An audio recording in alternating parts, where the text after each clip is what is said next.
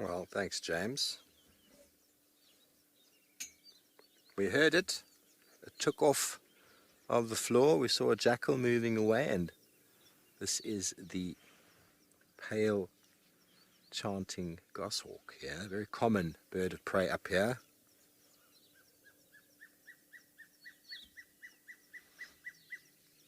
And he called just in time.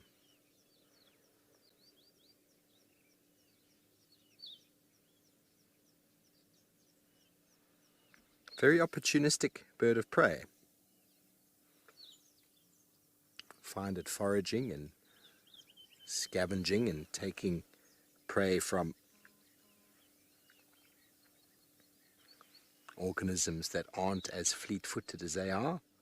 Now, we saw it interacting with the jackal. Now, it most certainly was probably benefiting from something the jackal was up to, but the jackal took off.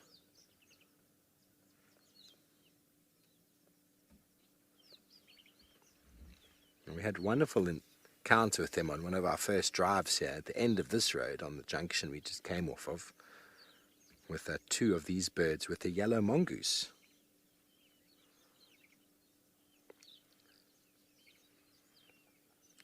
Now, what's very interesting, and I've done some research since, and on that junction we believe there might be a burrow of ground squirrels, which live in decent sized groups of anywhere between 20 and 30 individuals, and they've been known to cohabit burrows with the likes of yellow mongoose. Yellow mongoose being a predator, the squirrel being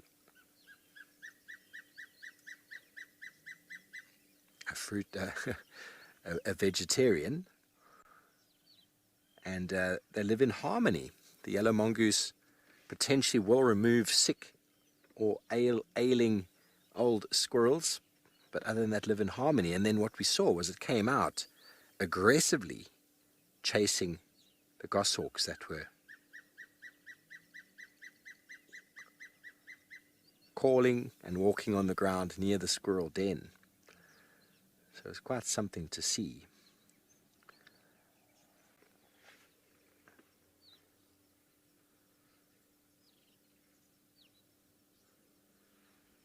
And considering that their prey is dominated by rodents, the squirrel will most certainly fall under that category.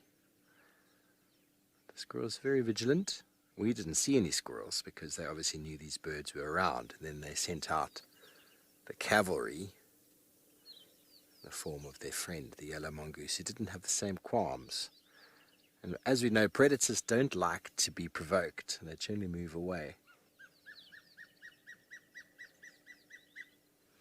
Victoria, there's so many different species of bird that they've all once upon a time speciated from each other, so that they don't interbreed. There are potential hybrids that do happen in very closely related species, but for the most part, these species have evolved to live in different habitats where they don't overlap. I suppose if you took, and I don't know for certain, but if you took a pale chanting goshawk and you took a dark chanting goshawk and you put them in a box or in an enclosure together, could they breed? Probably, because they're very similarly related.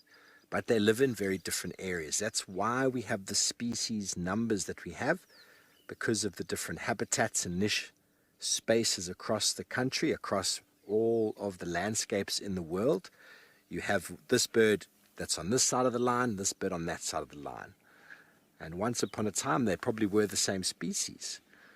So due to bird call or display or coloration, it might be the slightest change in coloration, specific species look for their mate exclusively.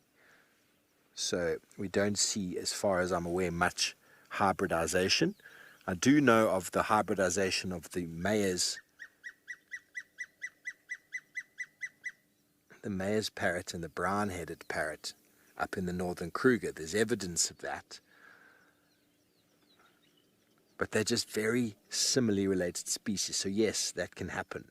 As with mammals, hybridization is possible in a number of species. Not always are the hybrids fertile or reproductive, but sometimes they are. And that is how speciation occurs. Giving us wonderful calls this morning. And we're going to continue our birding this morning as Mina has asked me a couple times to do.